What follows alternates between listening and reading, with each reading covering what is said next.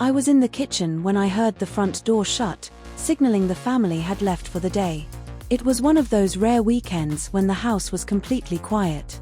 My parents had gone to visit relatives, leaving my stepbrother, Alex, behind under the pretense of catching up on schoolwork. Being alone with Alex wasn't unusual, but today carried a strange tension. The silence in the house seemed to amplify every little sound. I focused on preparing lunch, trying to shake off the uneasy feeling that lingered in the pit of my stomach. Alex had been more reserved than usual lately. We were never particularly close, but ever since our parents got married a few years ago, the dynamic between us had always been strained. As I chopped vegetables, I heard his footsteps descending the stairs, slow and deliberate.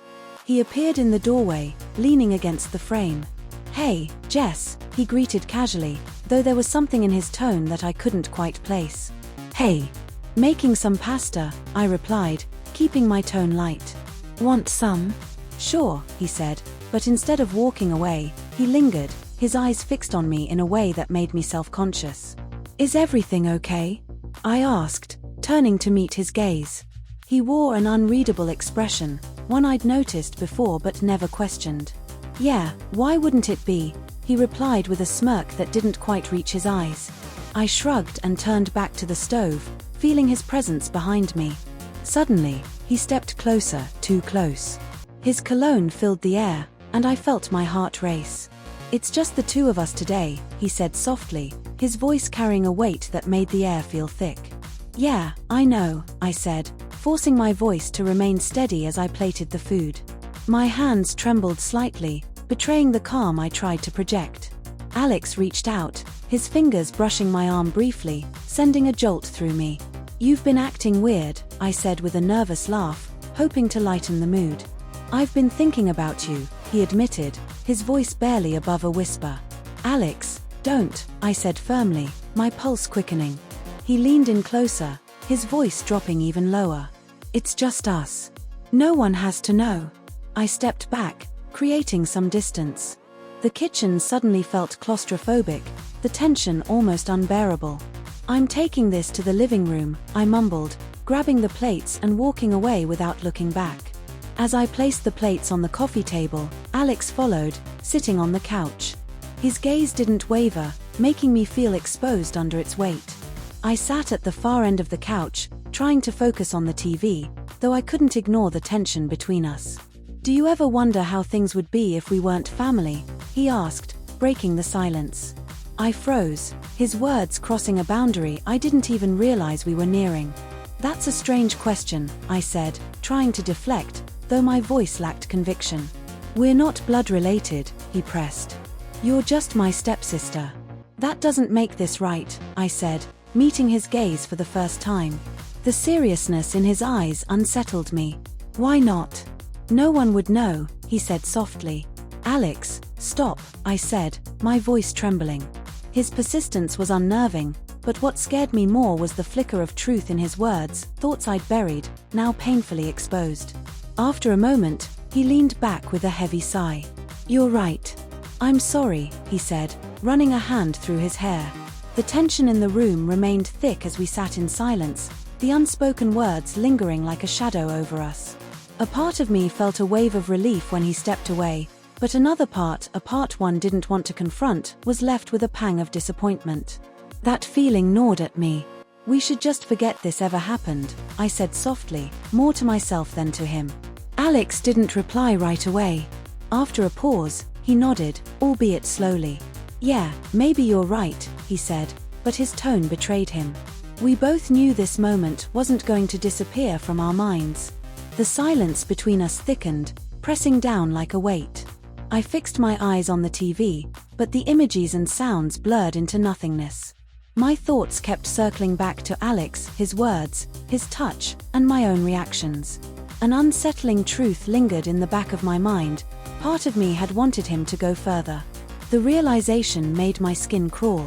I hated myself for it, even though I hadn't done anything wrong.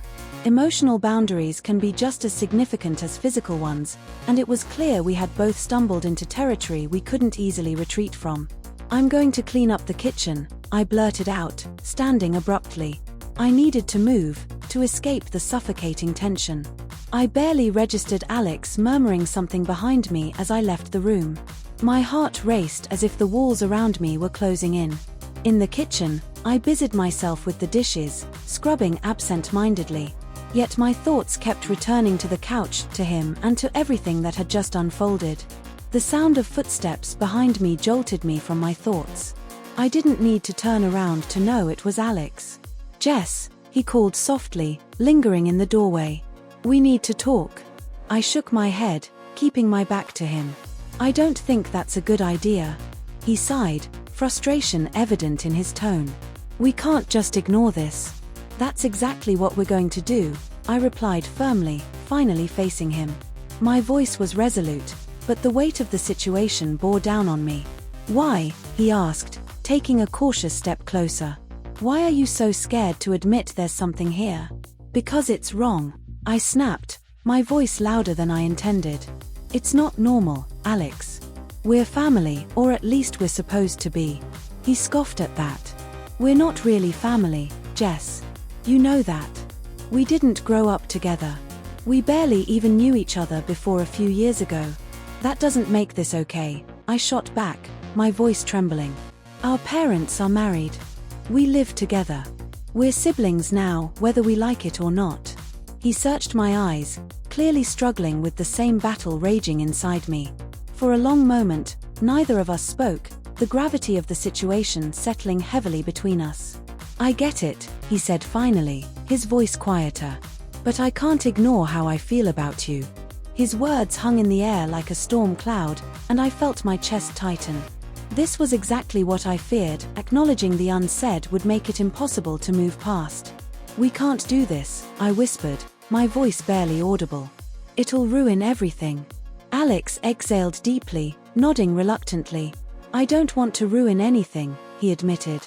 I didn't expect to feel this way." A lump formed in my throat, but I pushed the emotion down.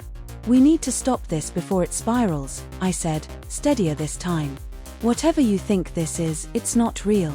We've just been cooped up together for too long. Once we get some space, things will go back to normal." He stared at me for a moment before nodding slowly, though the tension in his posture remained. "Okay," he said at last. "I'll back off. I don't want to make you uncomfortable." I let out a shaky breath, relief mixing with a strange unease. "Thank you," I said quietly, my voice faltering. Alex turned to leave but hesitated at the doorway. "For what it's worth," he said, glancing back, "I never meant to make things weird.